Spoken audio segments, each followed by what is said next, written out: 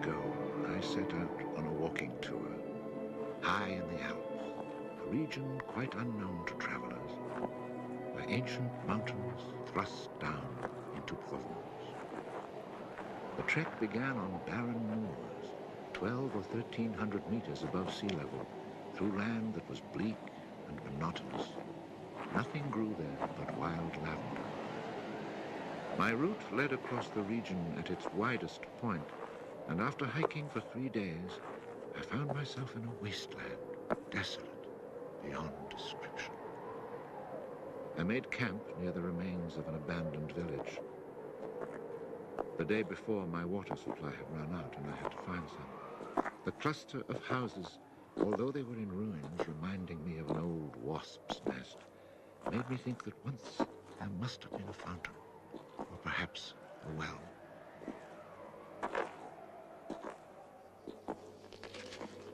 There was indeed a fountain, but it was dry. The roofless houses, eaten away by wind and rain, and the chapel with its crumbling belfry, stood arranged like houses and churches in a living village. But here, life had vanished. It was a sunny, cloudless June day, but over these bare highlands blew a fierce, insufferable wind. Growling through the skeletons of the houses, it sounded like a wild beast disturbed while feeding on its prey. I had to move camp.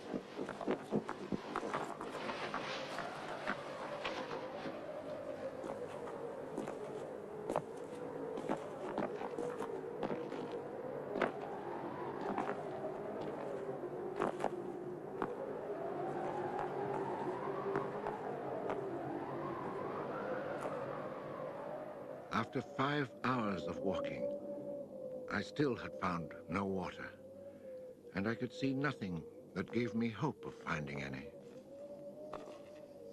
Everywhere, I came upon the same drought, the same coarse weeds.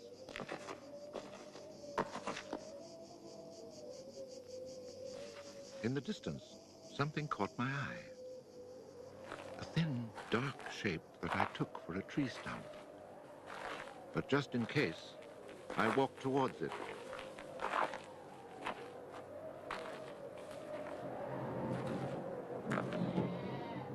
It was a shepherd, and beside him, resting on the burning ground, lay about 30 sheep.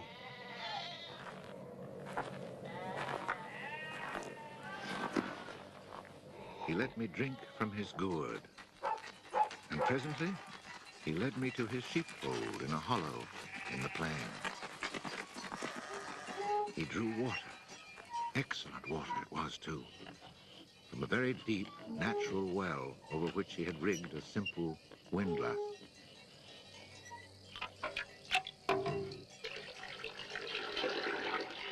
The man spoke very little, often the way with people who live alone, but he appeared sure of himself and confident in his assurance.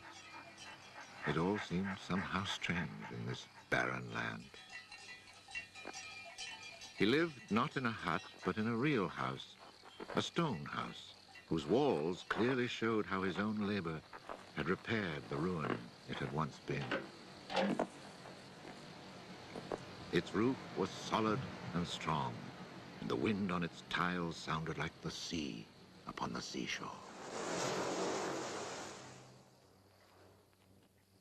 Inside, it was neat and tidy, dishes washed, floor swept, shotgun oiled.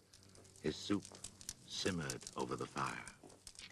And I noticed that he was freshly shaved, that all his buttons were firmly sewed on, and that his clothes were darned with that meticulous care which makes the mend invisible. He shared his soup with me.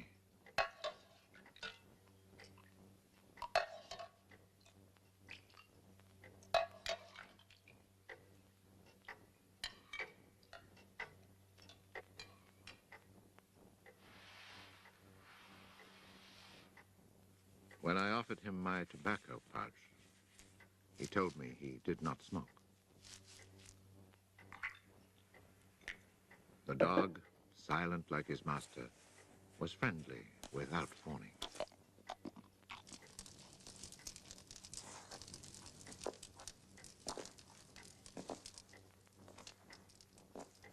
It had been agreed that I would spend the night. The nearest village was still almost 2 days' walk away. Villages in this region were few and far between, and I knew well what they were like. 4 or 5 of them were scattered over the slopes of these highlands, each one at the very end of a cart track among copses of white oaks. They were inhabited by charcoal burners. The living was poor, and families huddled together in a climate very harsh both in summer and winter found their struggle for survival made more bitter by their isolation. There was no relief. Their constant longing to escape became a crazy ambition. Endlessly the men carted their charcoal to town, then returned home. Even the most stable characters crack under the constant grind. The women seethed with resentment. There was rivalry in everything. The sale of charcoal and the church pew. They were rivals in virtue and rivals in vice. And the battle royal between vice and virtue raged incessantly. And always there was the wind. The ever-present wind constantly grating on the nerves. There were epidemics of suicide and many cases of madness, nearly always ending in murder.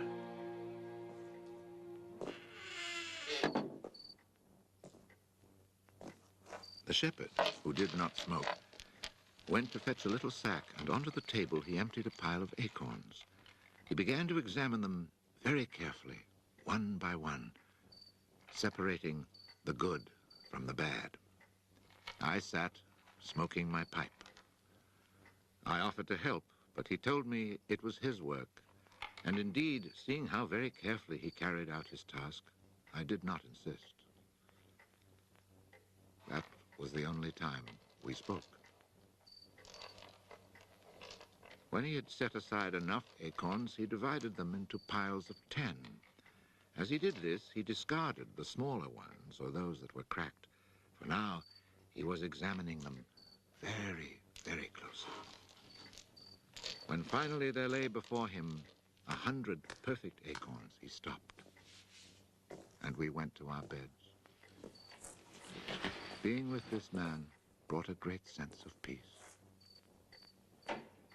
The following morning, I asked him if I might stay on and rest for the day. He found that quite natural, or to be more precise, he gave me the impression that nothing could upset him.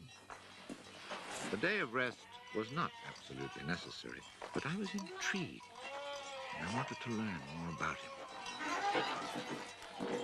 He let his sheep out of the pen and led them to their grazing.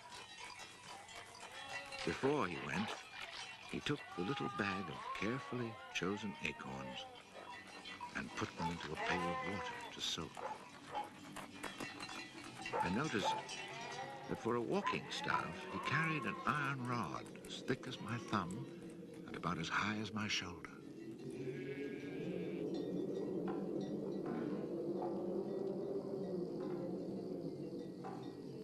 Pretending to take a leisurely stroll, I followed him at a distance, but keeping on a parallel path with him. The pasture for his sheep was down in a dell. Leaving his dog in charge of the little flock, he began to climb towards me where I was standing. I feared he was coming to reproach me. Not at all. It happened to be on his way, and he invited me to go with him if I had nothing better to do. He was going a little farther on, to the top of the hill.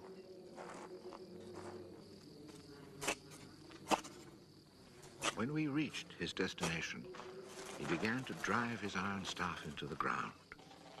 He made a hole, dropped in an acorn, and filled in the hole.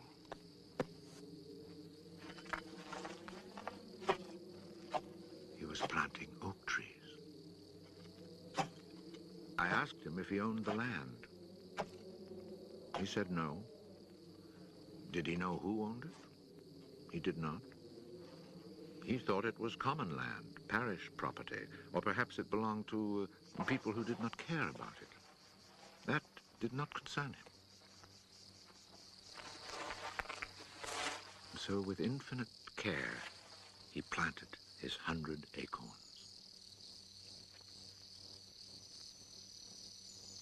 After the midday meal, he began to sort out more of his acorns. I suppose I must have been quite insistent with my questions, because he answered me. For 3 years, he had been planting trees in that desolate country. He had planted 100,000.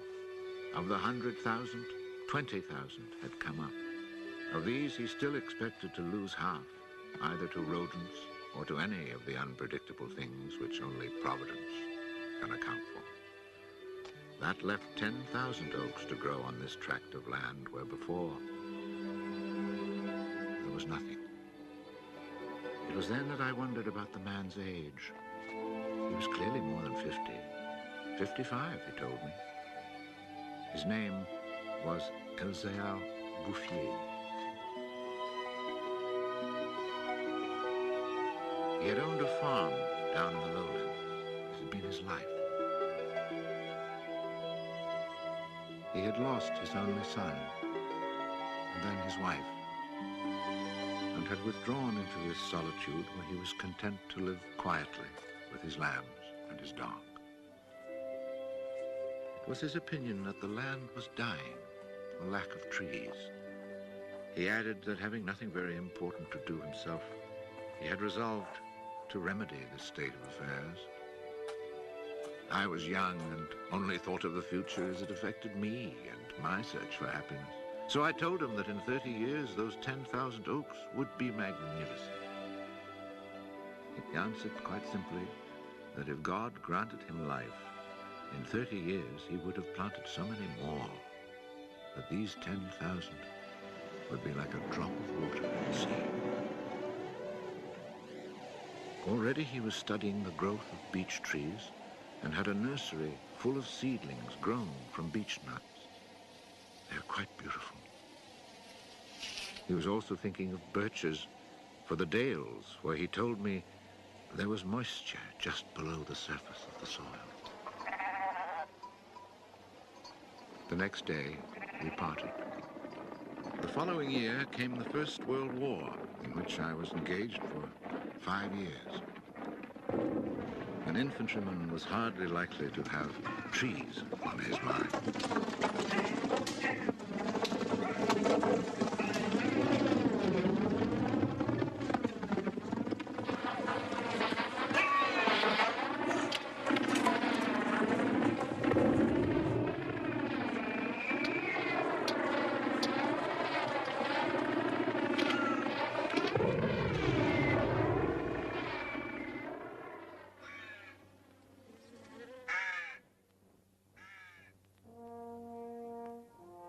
After demobilization, I found myself the possessor of a small gratuity and a great desire to breathe pure air.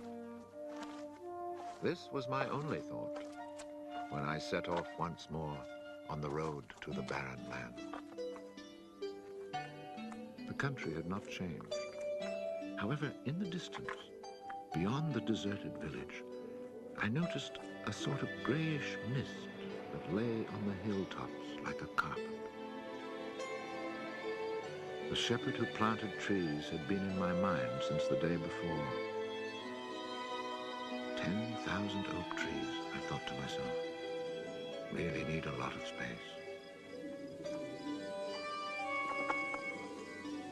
I had seen so many people die in those 5 years, it was easy to imagine that Elzéar Bouffier, too, was dead, especially since at 20, we think of men of 50 as ancient with nothing left to do but die.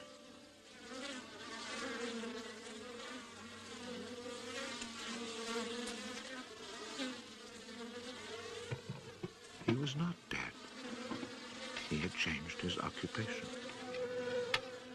He had only 4 sheep left, but now he had over 100 hives of bees. He had given up sheep because they threatened his young trees. The war had not disturbed him, and he had calmly continued his planting. The oaks of 1910 were now 10 years old and taller than either of us. It was such an impressive sight, I was struck dumb. And as he never said a word, we spent the whole day in silence, walking through his forest. It was in 3 sections and measured 11 kilometers long and 3 kilometers at its widest. When I reminded myself that all this was the work of the hand and soul of one man with no mechanical help, it seemed to me that men could be as effective as God in tasks other than destruction. He had followed his dream, and beech trees as high as my shoulder, stretching as far as the eye could see, were witness to it. The oaks were strong and past being at the mercy of rodents. As for Providence, she would have needed a cyclone to destroy this creation of man. He showed me handsome groves of 5-year-old birches planted in 1915, the year I was fighting at the Battle of Verdun. He had set them out in all the hollows where he guessed, and rightly, there was moisture near the surface. They were like young children, tender yet firm and confident. And creation, it seemed, had just followed in a natural sequence. He hadn't worried about it. Resolutely, he had gone about his simple task.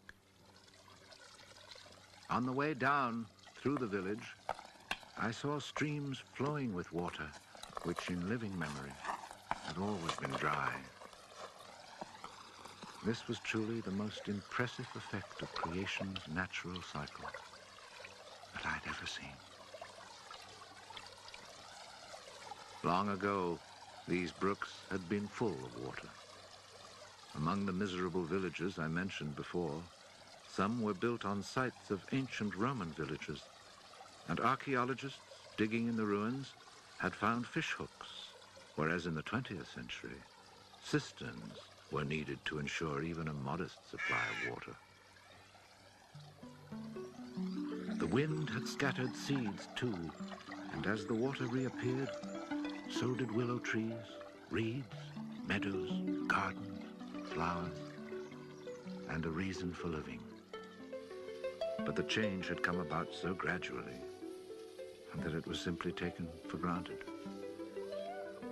Of course, hunters who climbed these heights in search of hares and wild boar had noticed the sudden appearance of little trees, but had put it down to some caprice of nature. That is why no one had meddled with the work of the shepherd. If they had suspected it was man's work, they would have interfered. But who would even think of him? Who in the villages or among the authorities could ever have imagined such constant, magnificent generosity?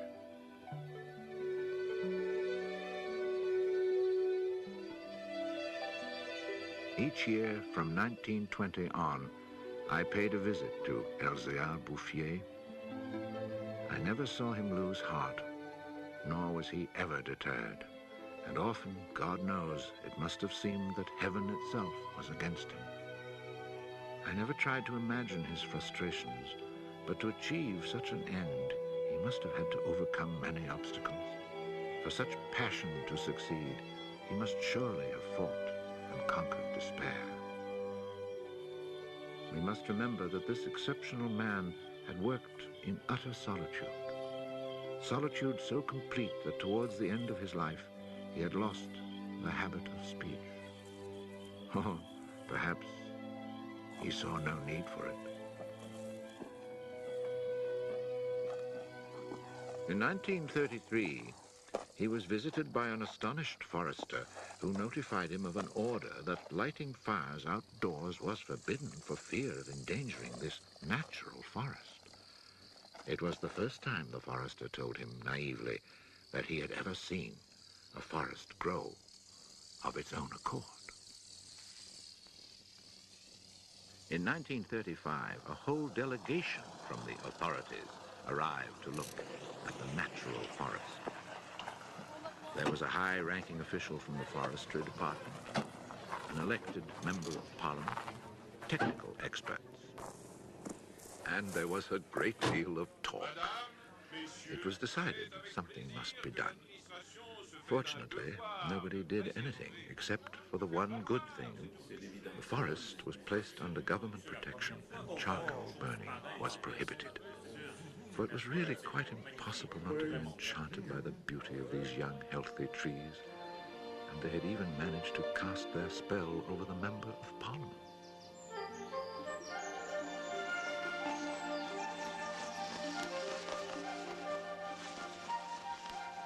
One of the senior foresters in the delegation was a friend of mine, and I explained the mystery to him.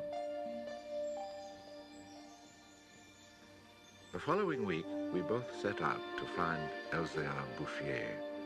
He was hard at work about 20 kilometers from where the official inspection had taken place.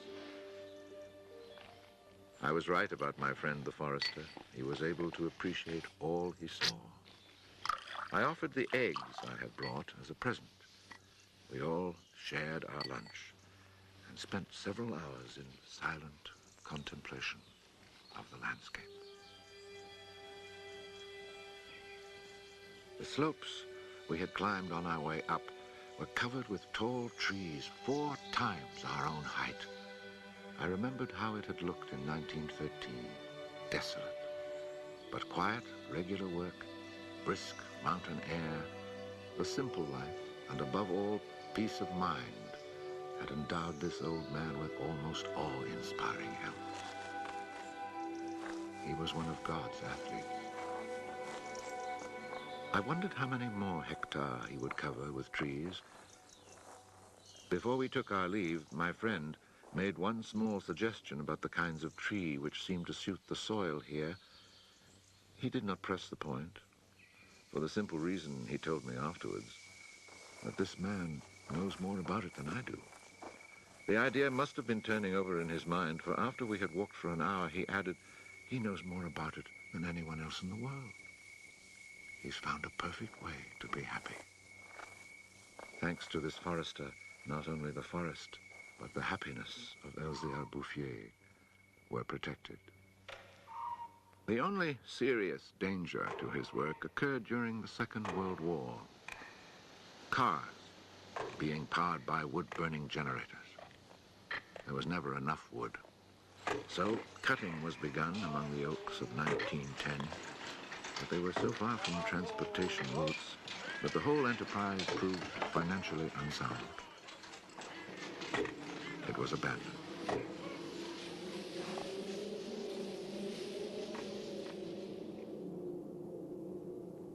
The shepherd knew nothing of all this. He was 30 kilometers away, quietly going about his business, ignoring the War of '39 just as he had ignored it in 1914. I saw Bouffier for the last time in June 1945. He was then 87. Again I had set out on the road to those barren moors. But now, in spite of the dislocation left behind by the war, there was a bus which ran from the Durance Valley up into the mountains. I decided it must be because of this relatively speedy means of transport that I could not recognize the places where my walks used to lead me. It took the name of a village to reassure me that I really was in that region that had once been desolate and abandoned.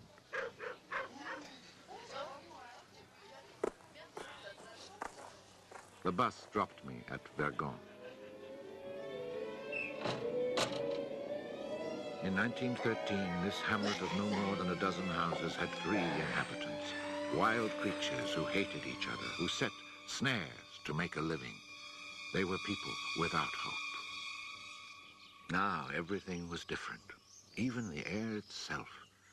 Instead of the harsh, dry winds of the past, there was a gentle breeze full of fragrance. From the mountain tops came a sound like rushing water. It was the wind rustling through the forest.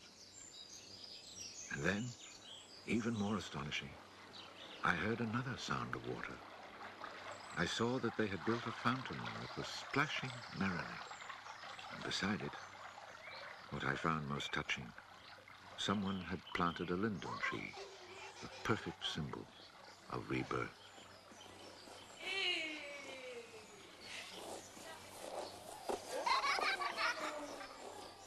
Moreover, Verdun showed signs of the kind of labor that only hope can inspire. So hope had been restored, ruins had been cleared, and crumbling walls torn down. The new houses, freshly rough-cast, stood in kitchen gardens where flowers and vegetables grew in orderly confusion. Roses and cabbages, snapdragons and leeks, celery and anemones. It had become a place where one would want to live. From this point, I continued on foot. The war had not been over long enough for life to reach full bloom, but Lazarus had emerged from the tomb. On the lower slopes of the mountain, I could see small fields of young barley and rye, and down in the narrow valleys, the meadows were green.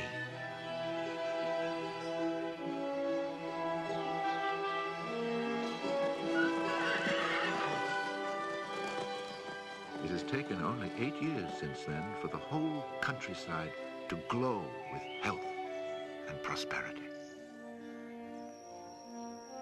Where I had seen ruins in 1913, there now stand clean, freshly plastered farmhouses, evidence of happy, comfortable lives. Dry springs fed by snows and rains, now conserved by the forest, have begun to flow again. In the maple groves, each farm has its fountain brimming over onto carpets of fresh mint. Bit by bit, the villages have been rebuilt. People have come to settle from down in the plains where land is expensive. They have brought youth, life, and the spirit of adventure. On the roads, one meets people glowing with health, and boys and girls laughing as they enjoy their rustic pleasures.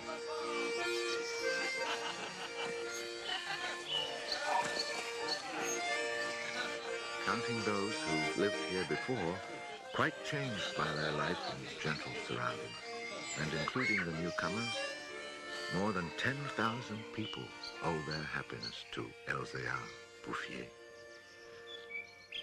When I think that one man, one body, and one spirit was enough to turn a desert into the land of Canaan, I find after all that a man's destiny can be truly wonderful. But when I consider the passionate determination, the unfailing generosity of spirit it took to achieve this end, I'm filled with admiration for this old, unlearned peasant who was able to complete a task worthy of God.